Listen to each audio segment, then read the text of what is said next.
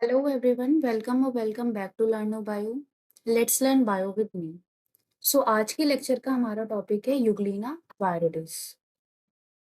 ठीक है, अगर हम इसकी सिस्टमैटिक पोजीशन की बात करें तो सिस्टमैटिक पोजीशन का सीक्वेंस क्या होता है? सबसे पहले हम फाइलम लिखते हैं, फिर subphylum, then class, then order, then genus, then species. ठीक है, तो यही ऑर्डर सेम इसी के सिस्टमैटिक पोजीशन को रिप्रेजेंट करेगा। तो यूग्लिना वायरिडिस की अगर हम फाइलम की बात करें तो phylum is protozoa, sub phylum is sarcomastigophora, super class is mastigophora, class is phytomastigophora, order is euglenida, genus is euglena and species is viridis. अब किसी भी ऑर्गेनिज्म के नाम में जीनस होता है और स्पीशीज होता है, तो सेम यूग्लिना वायरिडिस का भी नाम genus plus species is euglena viridis. ठीक है, तो अगर हम इसके नाम की बात करें तो इसीलिए इसका नाम यूग्लिना वायरिडिस पड़ा, क्योंकि ये जीनस किसका है? यूग्लिना का, और स्पीशीज किसका है? वायरिडिस का। ठीक है, तो ये तो हो गई इसकी सिस्टमेटिक पोजीशन।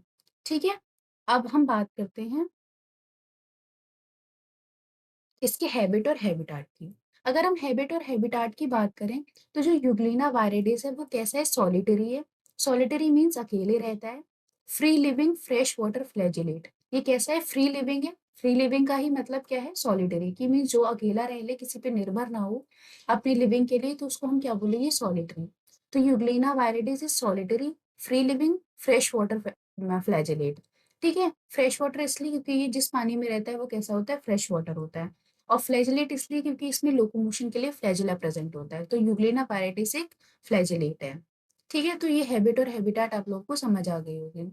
उसके बाद अब ये जो फ्रेश वाटर जो भी पॉन्ड्स वगैरह हैं वो कैसे हैं? Occurs in fresh water ponds. जो भी पॉन्ड्स होंगे वो कहाँ कैसे? फ्रेश वाटर पॉन्ड्स ही होते हैं, तो वहां पे प्रेजेंट होगा यूग्लिना वायरिडिस।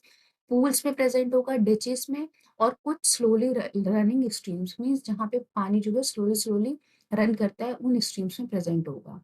अब उसके बाद अगर हम स्ट्रक्चर की बात करें तो सबसे पहले स्ट्रक्चर में हम शेप और साइज की बात करते हैं।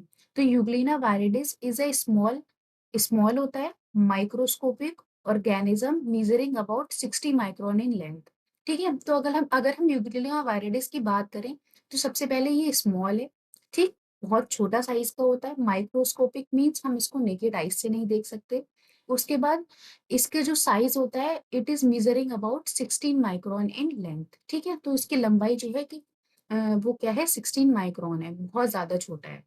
ठीक, उसके बाद इसकी बॉडी की जो शेप है वो क्या? अब साइज की बात तो हो गई, अब शेप की बात अगर हम करें तो बॉडी की शेप कैसी है? इलोंगेटेड मीन्स लंबी है बॉडी, स्पिंडल शेप्ड है। ठीक है, आगे आप स्ट्रक्चर देखेंगे, इमेज देखेंगे तो आपको और भी क्लियर होगा। और इसका जो फ्लैजिलम है, अब फ्लैजिलम इसलिए क्योंकि ये फ्लैजिलेट है, इसके पास लोकोमोशन का सिर्फ एक ही तरीका है, फ्लैजिला प्रेजेंट होना। ठीक है, तो इसका जो फ्लैजिला है वो कैसा है? वाइप लाइक है। और इस कहाँ से अराइज होता है? एंटीरियर एंड से। अब और कोई भी ऑर्गेनिज्म के दो एंड होते हैं, एक एंटीरियर और एक पोस्टीरियर। एंटीरियर मीन्स आगे का एंड, और पोस्टीरियर मीन्स सबसे बाद का एंड। तो जो इसका एंटीरियर एंड है, शुरुआती एंड है, वहां से एक फ्लैजिलम जनरेट होता है जो कैसा है? वाइप लाइक का। ठीक है, तो ये तो बात हो गई इसके शेप और साइज की। अब अगर हम इसकी बॉडी की कवरिंग की बात करें तो इसकी बॉडी पे एक कवरिंग प्रेजेंट होती है जिसको हम पेलिकल बोलते हैं। ठीक है, तो पेलिकल जो है वो बॉडी को कवर करती है, एनवेलप करती है, और ये कैसी है? थिन है, पतली है, इलास्टिक मीन्स खिंच जाती है, और टफ मीन्स काफी टफ है, मीन्स मजबूत है। तो उसको बाकी जितने भी हार्म है बाहर के एनवायरनमेंट के, उन सबको बॉडी से, उन सबसे बॉडी को बचाती है। ठीक है, तो ये पेलिकल का मतलब ही है ये बॉडी को कवर करना, सेव करना। ठीक है, तो ये तीन प्रॉपर्टी है इसकी कि ये थिन है, इलास्टिक है और टफ है, जो बॉडी के आउटर एरिया में प्रेजेंट होती है। अब ये पेलिकल जो है वो किससे बनी हुई होती है? प्रोटीन से। ठीक है, तो ये हो गई इसकी बॉडी कवरिंग। उसके बाद अगर हम साइटोप्लाज्म की बात करें, साइटोप्लाज्म मीन्स सेल के अंदर का जो स्ट्रक्चर है उसकी बात करें, तो इसका जो साइटोप्लाज्म है वो दो पार्ट में डिवाइड है, एक एक्टोप्लाज्म और एक एंडोप्लाज्म। एक्टो मीन्स बाहर का, न्यूक्लियस से बाहर का जो भी एरिया है वो एक्टोप्लाज्म, और एंडोप्लाज्म मीन्स न्यूक्लियस से अंदर का जो एरिया है। अब एक्टोप्लाज्म में क्या क्या प्रेजेंट होते हैं? माइक्रोट्यूब्यूल्स, म्यूसीफेरस बॉडीज, ये दोनों चीजें एक्टोप्लाज्म में प्रेजेंट होती हैं। अगर हम इसके एंडोप्लाज्म की बात करें तो एंडोप्लाज्म में क्या क्या प्रेजेंट होता है? न्यूक्लियस और इंक्लूजन्स। ठीक है, तो ये तो एंडोप्लाज्म में प्रेजेंट होते हैं। उसके बाद नेक्स्ट देखते हैं, इसकी बॉडी में एक रिजर्वायर भी प्रेजेंट होता है। रिजर्वायर मीन्स चीज़ों को सेव करने के लिए, स्टोर करने के लिए एक एरिया प्रेजेंट होना बॉडी में। तो इसके एंटीरियर एंड पे मीन्स जो शुरुआती एंड होता है उस पे एक परमानेंट फ्लास्क शेप कैविटी बन जाती है। मीन्स इसके एंटीरियर एंड पे एक फ्लास्क शेप, फ्लास्क मीन्स इस तरह की शेप की एक कैविटी बन जाएगी, जो किसको लीड करती है, साइटोफेरिंक्स और सेल गुलेट। इसको हम साइटोफेरिंक्स भी बोलते हैं और सेल गुलेट भी बोल सकते हैं। ये साइटोफेरिंक्स या सेल गुलेट ही किस तरह से वर्क करता है एज रिजर्वायर। इस और ये क्या है, एक शॉर्ट ट्यूबुलर कैनाल है। मीन्स एक ट्यूब के शेप की एक लंबी सी कैनाल है जो वर्क करती है एज रिजर्व। ठीक है, तो ये तो बात हो गई रिजर्वायर की। अब उसके बाद इसके लोकोमोशन की बात करें, फ्लैजेलम की। फ्लैजेलम किस पे प्रेजेंट होगा, एंटीरियर एंड पे। ठीक है, और इसमें क्या प्रेजेंट होती है, पैरा फ्लैजेलर बॉडीज प्रेजेंट होती हैं। कहाँ पे, रिजर्वायर में। ठीक है, तो ये जो रिजर्वायर है यहाँ पे इसके पैरा फ्लैजेलर बॉडीज भी प्रेजेंट होती हैं। अब ये जो पैरा फ्लैजेलर बॉडीज हैं, ये क्या रिलीज करती हैं, फोटो रिसेप्टर और लेप्टोफ्लेविन। ठीक है, तो जो भी यूग्रेना वायरडेज है उसमें जो लाइट है उसकी कैप्चरिंग की पावर भी प्रेजेंट होती है, और लेप्टोफ्लेविन भी एक केमिकल होता है जो इन पैराफ्लैजिलर बॉडी से जनरेट होता है।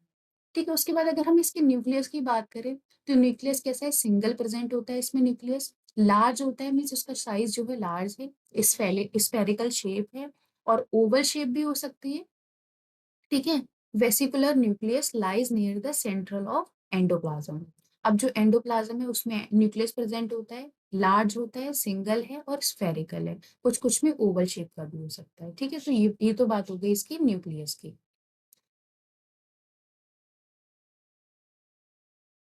अब उसके बाद अगर हम कॉन्ट्रेक्टाइल apparatus की बात करें, ठीक है, तो इसमें क्या है, कॉन्ट्रेक्टाइल apparatus प्रेजेंट होता है जो किसमें हेल्प करता है, help in discharge of water from body. तो बॉडी से जो भी एक्सेस वाटर है उसको डिस्चार्ज किसके थ्रू करता है, ये कॉन्ट्रेक्टाइल apparatus के थ्रू। उसमें स्टिग्मा भी प्रेजेंट होते हैं। At opposite side of contractile vacuole, a cup-shaped red spot is present known as the eye spot or stigma.